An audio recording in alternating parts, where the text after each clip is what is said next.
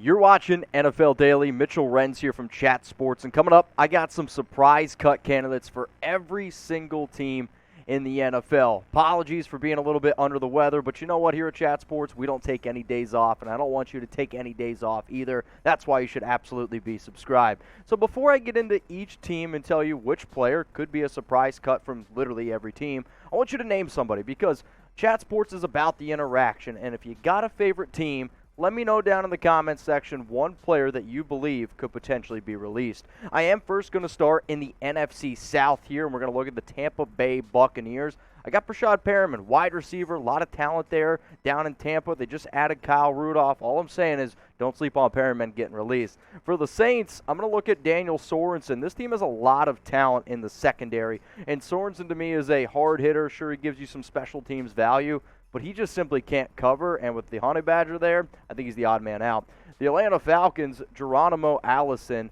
Ever since Atlanta started adding extra talent like a Brian Edwards in a trade, Geronimo Allison doesn't look good for him. The Panthers, this one might be a little bit obvious, but Carolina, they traded for Baker Mayfield. You have Matt Corral, you have Sam Darnold. Doesn't really make sense to keep around P.J. Walker, even though I do love him a lot. For the Rams, they're up now. I'm going to go Taylor Rapp, and Rapp was at one time in his career a very solid safety, getting up there in age a little bit. And when you look at some of these new pieces that this defense added, I could see Rapp with his contract being one of the guys that they get rid of. The Arizona Cardinals, they just invested a crap ton of money in Kyler Murray, making him the second highest paid quarterback in the league. And for Trace McSorley, he's the third guy on this team. And I think when you make a deal like that to Murray, you potentially only keep two quarterbacks on your roster. For the 49ers, I'm going to go Darqueze Dennard. And yes, this guy's had some good years in the past. I remember him best with the Cincinnati Bengals.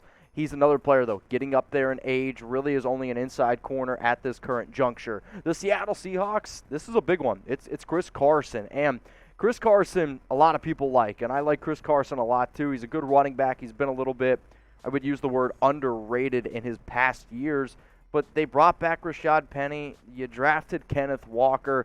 Carson's your third back. Is he good enough to be a solid back on a lot of teams? Yes, but it's the injuries that continue to rack up here for Carson, which is why I think he gets axed during training camp. So we got some more names, obviously, to hit to, but I want you to hit that subscribe button.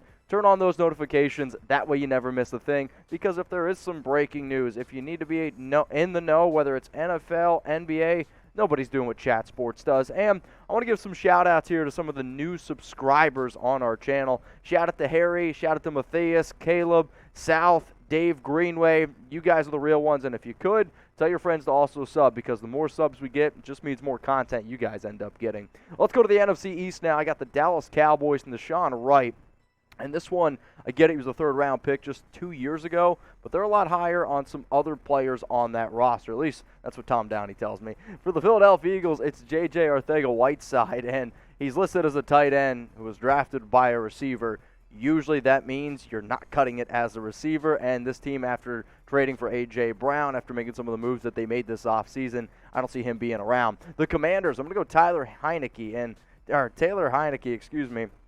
and the starter last year, you made the move for Carson Wentz. If I was the Commanders, do I think Taylor might actually give you an opportunity here or there that could actually be better than Wentz? Sure. But I also think that there is some value in him. And if you move on from him or maybe you release him that way he can go to another team, I don't know. I know. It is a surprise cut candidates after all. For the New York Giants, it's Darius Slayton. And Slayton has been a player that's been mentioned and a lot of trade rumors. And usually a player who gets mentioned in trade rumors is either A, the team's trying to leak it, or maybe even the agent himself is trying to leak it. I don't see a deal getting done in a trade, which then means, sorry, Darius Slayton. For the Green Bay Packers, I'm going to go Amari Rodgers here. And this one would be a pretty big surprise. But yes, they moved on from Devontae Adams. They traded him over to the Raiders. Rodgers was a second-round pick out of Clemson. But you look at a lot of the moves that they've made, you can make a legitimate argument that he's the 6th, 7th best receiver on that roster.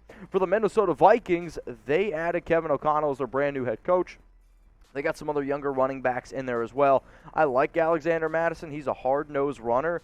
But this offense is going to be built more to go through the air. And for Mattison, that does not fit his strengths. For the Bears, Taven Young here, another good cornerback, has had some good spots here and there, but I asked Harrison Graham, give me one surprise cut candidate, That's the guy you threw out at me. For the Lions, I'm going to go Trinity Benson. And picking a surprise cut candidate, I'm not going to lie, for Detroit was probably one of the most difficult things I've ever had to do here on these shows because that roster's not very good.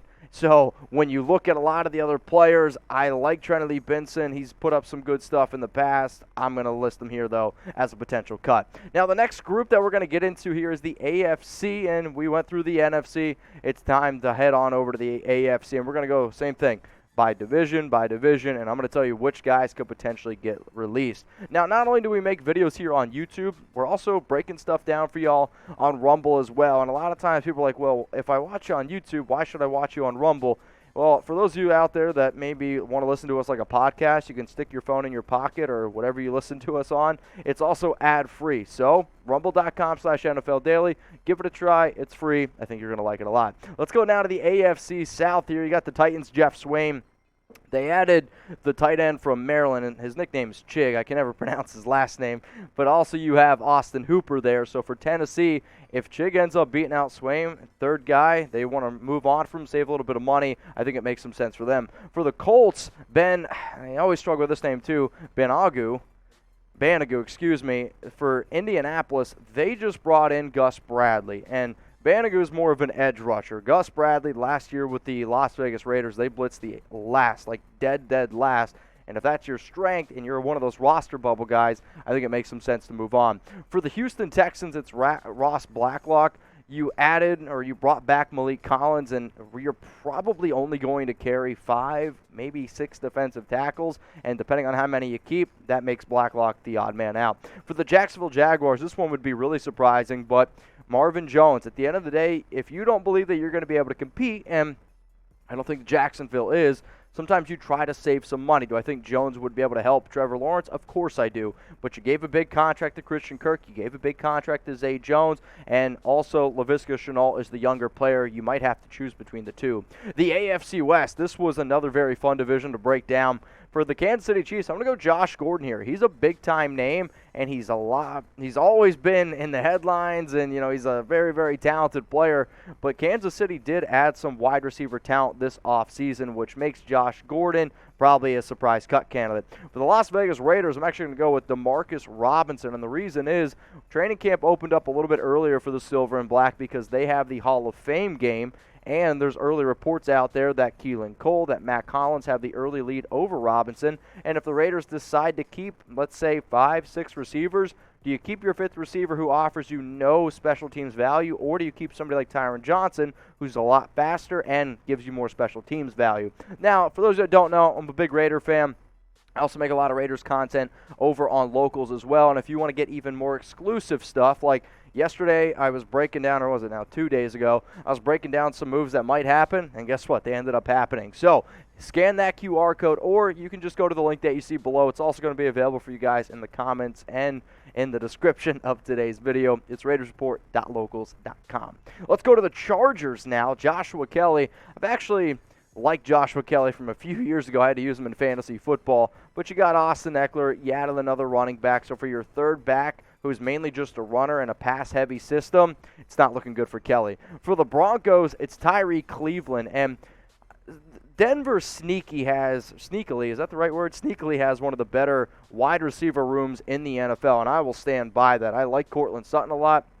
I like some of the other younger players like Jerry Jeudy. I've always been a KJ Hamler fan, but when you look, even Patrick, Tim Patrick, he's another very underrated receiver in my personal opinion. So for Tyree Cleveland, he's a good player. There's just a lot of talent there on that Broncos roster. Now, when you talk about training camp, which is one of the reasons why I wanted to do this video, because you go into training camp, you get to see some of these players, and every single year there's surprise cuts.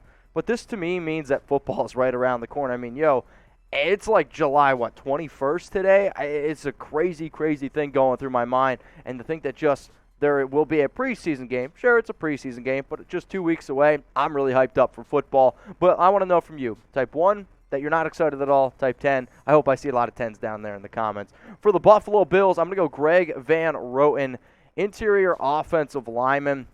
Buffalo was a hard team for me to wrap my mind around because they do have a new offensive coordinator. You got some other pieces in there, but for Bills, I'm going to go Greg Van Roten. The Patriots, this one is a very intriguing name.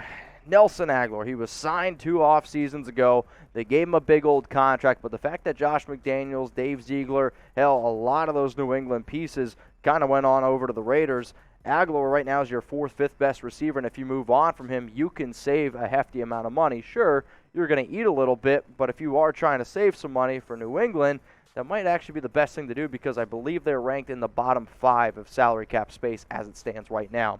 The Miami Dolphins, it's Myles Gaskin. And Gaskin for a little while here was probably one of the coolest stories in the NFL. 7th round pick, had his opportunities, got to work behind, sure, a terrible offensive line and a poor quarterback in Tua Tagovailoa. But now you have a brand new head coach. They've added a lot of running backs, and Gaskin now is probably your 5th, 4th best running back. Move on from him, save some money. It's going to surprise some people, I'm telling you that right now. The New York Jets, I'm going to go Denzel Mims. Same thing here. 2nd round pick out of Baylor. Showed a lot of talent at the NFL Combine. It's just been a bad fit for him in New York. It's been a bad fit with him with Zach Wilson. The Jets try to make sure that they built more talent around Wilson, whether that be getting Corey Davis, whether that be, making a few moves, drafting the young receiver whose name has escaped me. There you go, Garrett Wilson out of Ohio State. The Jets have done a lot of good things, and for Mims, he's just not going to be making the cut. And then for the AFC North here, I got the Bengals, Tyler Shelvin. I liked him when he first came out of LSU, but this is another team that added some defensive tackle depth. The Steelers, Justin Lane. This was a young man who was drafted in the 3rd round, and Pittsburgh has a lot of talent. He just hasn't fit quite right, and for somebody who's really only a special teams player at this point, you might as well just move on. For the Browns, it's Dearness Johnson, and there was a lot of rumors circulating around whether or not Kareem Hunt would be on this team. If you have Nick Chubb and if you have Kareem Hunt, I'm a big believer that's the best running back duo in the league, and for Dearness, if I was him, I would actually try to force my way out because I believe he could play on a lot of other NFL teams. He's just buried on a very good depth chart. And then we're going to go Ravens. Marcus Peters tore his ACL right before Week 1 last season. Yes, he's getting up there in age a little bit, but for Baltimore, you're going to try to pay him $15 million. I don't know if that's the route I would go. Same thing, you're going to have some dead cap hit here, but if you can just save some money, invest that into your future, because I'm sorry, I don't believe Marcus Peters is in the Baltimore's future. All right, y'all, those are all of my cut candidates. I appreciate y'all for tuning in, watching the video. If you ever want to stay up to date on extra news, extra rumors going on around the NFL, you can always hit me up on IG or on Twitter at Mitchell Renz 365. My DMs are also open for a reason because I want you guys to interact with me, and I want you to tell me how I did on videos just like this one.